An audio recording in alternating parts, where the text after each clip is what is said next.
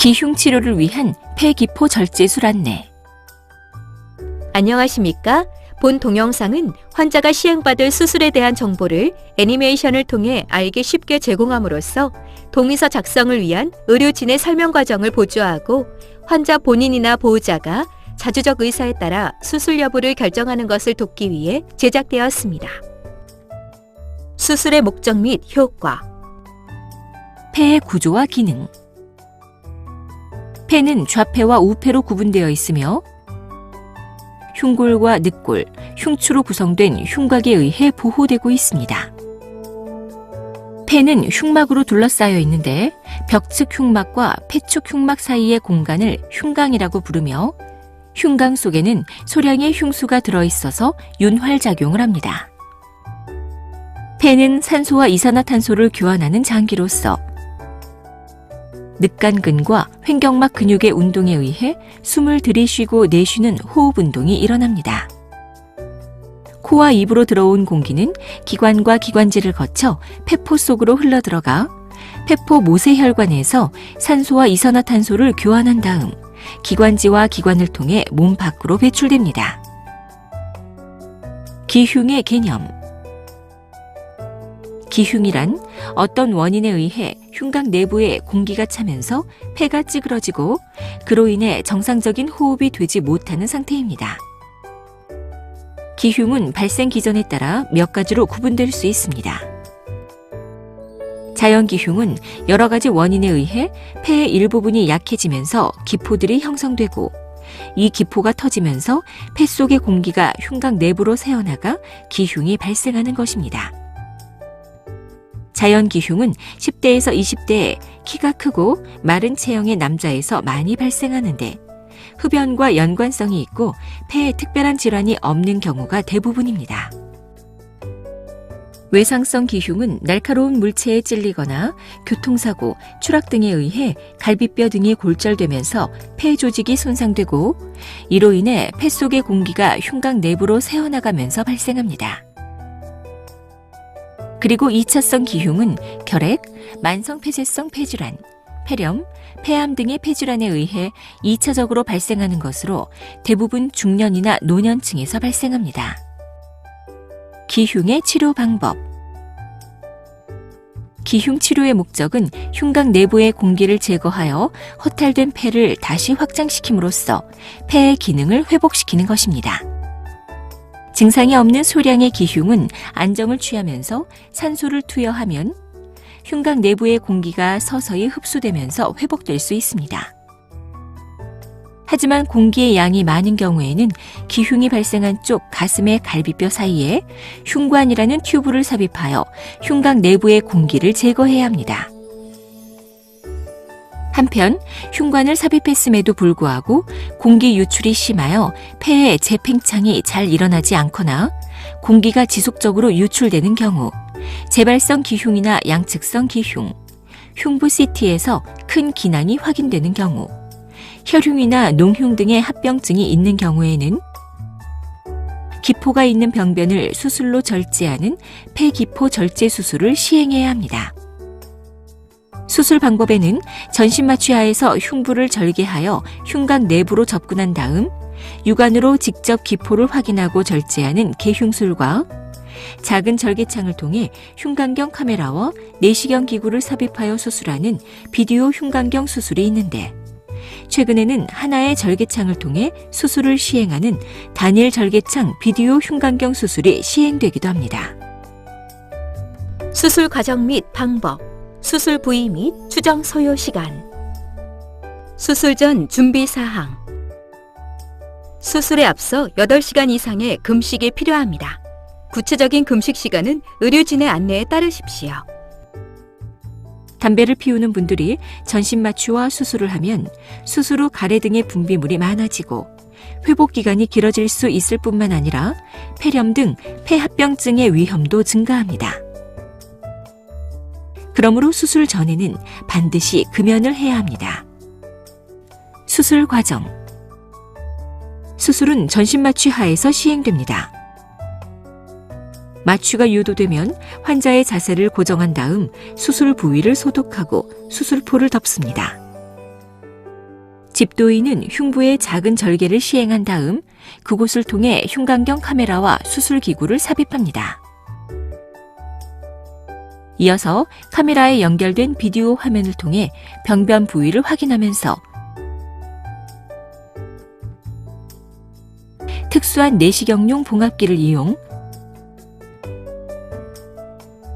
폐기포를 절제하면서 봉합한 다음 절제된 조직을 몸 밖으로 꺼냅니다. 이어서 흉곽 내부에 물을 채우고 폐 속으로 공기를 집어넣어 절제 부위에서 공기가 새지 않는 것을 확인한 다음 흉곽경과 수술기구를 제거하고 흉관을 삽입한 후 상처를 봉합하고 드레싱하여 수술을 마무리합니다. 한편 수술 중 필요하다고 판단될 경우에는 절개를 통해 수술기구를 추가로 삽입할 수 있으며 환자에 따라서 흉곽경으로 수술을 진행하기 어려운 경우에는 개흉 수술로 전환하기도 합니다. 추정 소요 시간. 통상적인 수술 시간의 경우 1시간 정도가 소요되며 마취와 수술 준비 등에 추가로 소요될 수 있습니다. 발현 가능한 합병증의 내용, 정도 및 대처 방법. 폐합병증. 전신 마취와 수술 후에는 폐 기능이 떨어지고 통증으로 심호흡과 기침을 하기 어렵기 때문에 끈적끈적한 가래가 기관지를 막아 폐가 허탈되는 무기폐가 발생하거나 여기에 세균이 증식하면서 폐렴으로 진행할 수 있습니다. 그러므로 이러한 폐합병증을 예방하기 위해서는 심호흡과 기침, 조기 보행 운동으로 가래를 배출하고 폐 기능을 회복시키는 것이 중요합니다. 감염. 수술 상처에 감염이 발생할 수 있으며 드물지만 흉곽 내부에 감염이 발생하면서 고름이 고이는 농흉이 발생할 수 있는데 이러한 경우에는 소독과 항생제 치료, 배액관 삽입 등 추가적인 조치가 필요할 수 있습니다. 출혈. 과거에 비해 수술로 인한 출혈량이 크게 줄어들기는 하였으나 환자에 따라서는 수술 중 또는 수술 이후에 다량의 출혈이 발생할 수 있으며 그로 인해 수혈이 필요할 수도 있습니다. 장기간 공기 누출. 환자에 따라서는 폐기포를 절제하고 봉합한 부위에서 공기 누출이 발생할 수 있는데 이러한 경우에는 흉관을 계속해서 유지하면서 누출 부위가 막힐 때까지 기다려야 합니다. 하지만 공기 누출이 장기간 계속되는 경우에는 흉막 내로 약물을 주입하여 흉막을 유착시키는 흉막 유착술 등 추가적인 조치가 필요할 수 있습니다. 수술 후 통증. 흉곽을 구성하는 늑골은 뒤쪽으로 흉추와 연결되며 늑골 사이로는 늑간신경이 지나가고 있습니다. 흉부 수술 후에는 절개 상처나 늑골을 견인한 것으로 인해 옆구리나 등 부위에 통증이 발생할 수 있는데 대부분 시간이 지나면서 저절로 호전되지만 환자에 따라서는 통증이 수개월 또는 장기간 지속되는 경우도 있습니다. 기흉의 재발. 처음 발생한 자연 기흉을 보존적 치료나 흉관 삽입술만으로 치료한 경우 기흉이 재발할 확률은 40에서 50% 정도이며 기흉이 두 번째로 재발한 환자에서 기흉이 3회 이상 재발할 위험은 80% 이상인 것으로 알려져 있습니다. 그러므로 재발한 기흉 환자는 적극적으로 수술적 치료를 고려해야 하는데 연구에 의하면 수술을 시행받은 경우에도 환자의 5% 정도에서는 기흉이 재발하는 것으로 알려져 있습니다. 수술 관련 주의사항. 수술 후에는 폐합병증을 줄이기 위해 심호흡과 기침, 가래뱉기 등의 호흡 운동을 열심히 시행해야 합니다. 흉관은 흉곽 내부의 공기나 체액 등을 배출시키는 역할을 하므로 배액통은 항상 허리 아래로 낮게 유지해야 하며 배액통이 넘어지거나 배액관이 꺾이거나 빠지지 않도록 주의하십시오. 그리고 배액되는 액체의 양이나 성상이 갑자기 변하거나 통증이 심해지는 경우에는 즉시 의료진에게 말씀하여 주십시오.